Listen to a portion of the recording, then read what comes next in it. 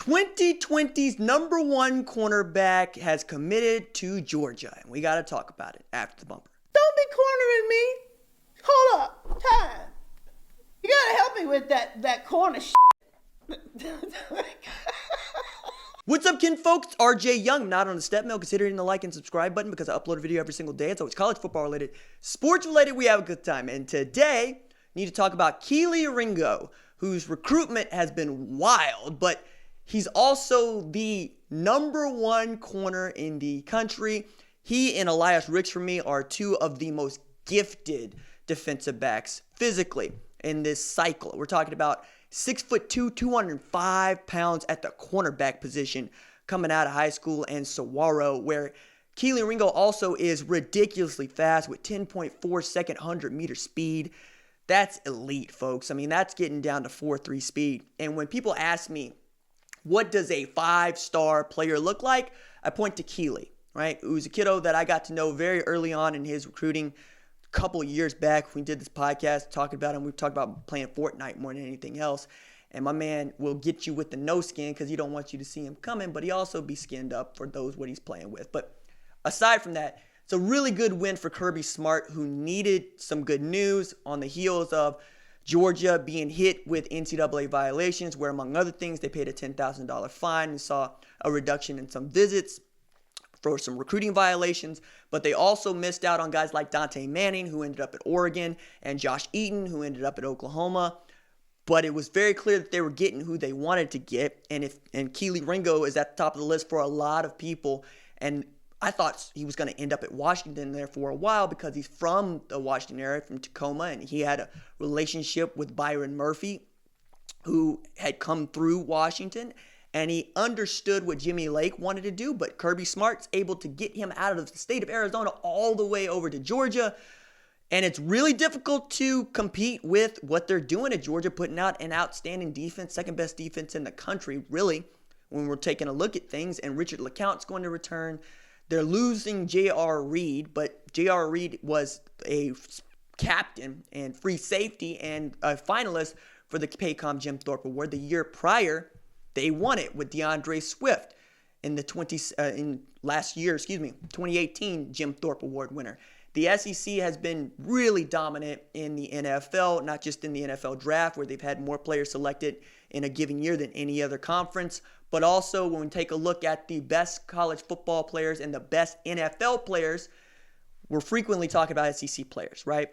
You take a look at the NFL All-Pro team, you'll see three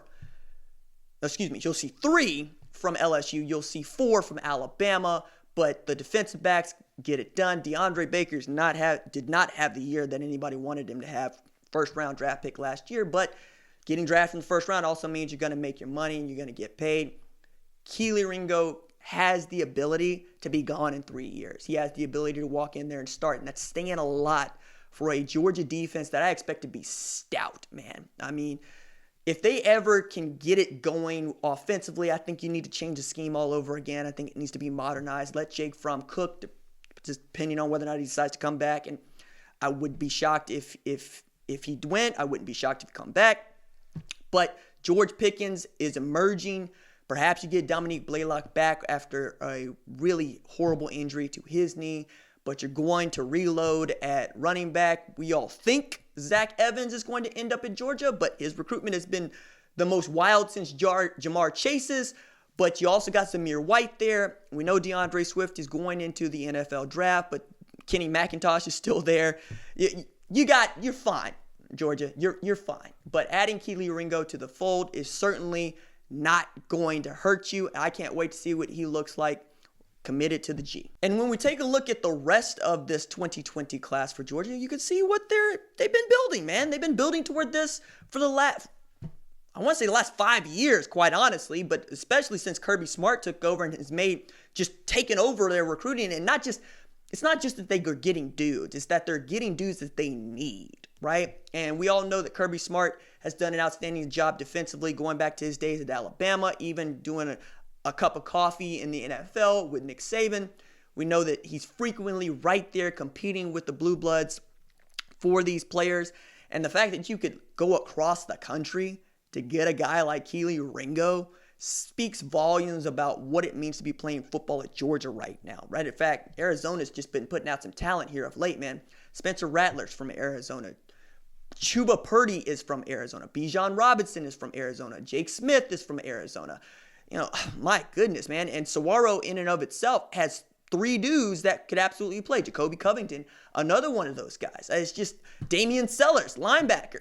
Those are all just from that one high school football team on that one defense. So perhaps we're going to see more Pac-12 teams maybe try to keep their kiddos, you know, in the conference. Maybe not, because if you want to get into the NFL, it's really just Washington if you're talking about defensively. Offensively, USC can still help you out, and we'll see what Oregon can do here in the next couple of years because they got Noah Sewell, Kayvon Thibodeau, Dante Manning, who I mentioned, Justin Flo, who's probably my favorite 2020 kiddo to commit and go to Oregon. Just fascinating what they're going to be able to do. And I really am excited about this 2020 class. It took me some time to really figure out what I liked about it. But defensively, there's some dudes in this thing, man. And offensively, we know that it's about DJ Uiagalelei, but you'll see what I mean as we continue to watch these kiddos develop. All right, that's it for me. Deuces.